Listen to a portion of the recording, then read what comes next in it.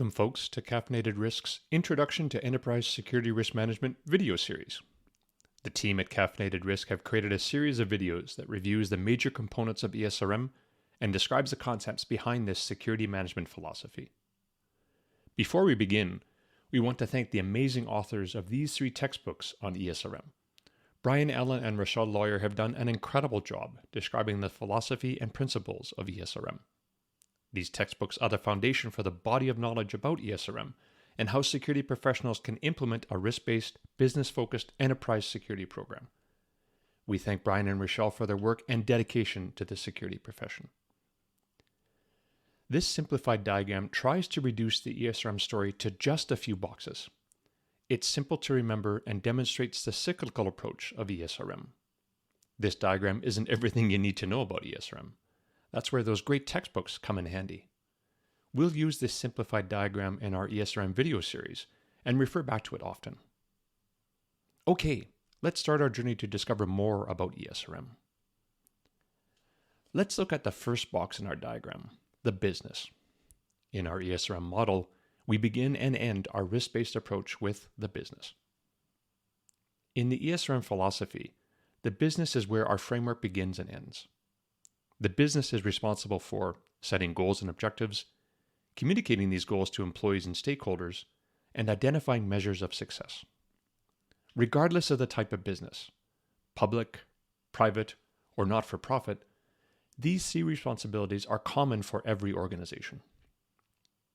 As a security professional, I have to know the goals and objectives of my organization. I need clarity on what's the purpose of the organization to answer the question, why are we here?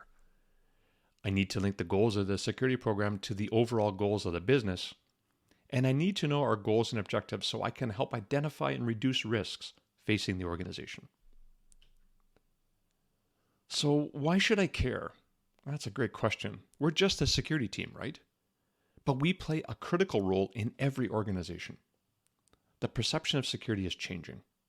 Organizations are seeing the value security programs bring to their organization, and we're even seeing where organizations are using their security program as a competitive advantage. If you don't care about the business, why are you there? How are you going to be successful if you can't figure out how to make your organization successful? This means we have homework. We need to do a deep dive about our organization. We need to review data that's available to us, things like shareholder, audit, and annual reports. We need to review profiles of our executives and board members, if that's applicable, to understand the collective and individual mindset of our executive leadership. We have to understand the legislative or regulatory frameworks we must comply with, and we need to review the strategic reports from every business unit. To help us in this part of a journey, it's a great idea to make some new friends in the organization. Take leaders from other departments for coffee and get to know them, what they do, and how their team supports the organization. Really listen to their goals, their concerns, and what they're asking from your security team. And finally, let folks know you're here to help. This seems like a lot of work, but the knowledge you'll gain about your organization is worth the effort. You'll learn so much about how the business operates, what's important from a leadership perspective, and how the business plans for its success.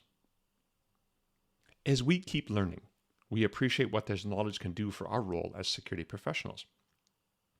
We learn that this commitment to our organization to learn as much as we can about the way it operates helps us align our security program to really support the business. If we can't commit to learning about our organization, we are bound to fail. We need to keep learning to keep earning our leaders' trust. As we build our knowledge of our organization, we'll also gain a greater appreciation of the culture and a greater perspective of how our business operates. And more importantly, we start to learn about their tolerance for risk. Thanks so much for listening. The team at Caffeinated Risk is going to discuss the other aspects of ESRM throughout this series, so please stay tuned for future videos. Don't forget to check out our website on the link provided, follow Caffeinated Risk on LinkedIn, and subscribe to our monthly podcast episodes through Buzzsprout, Spotify, Apple Podcasts, or your favorite streaming service. Thanks so much, and have a great day.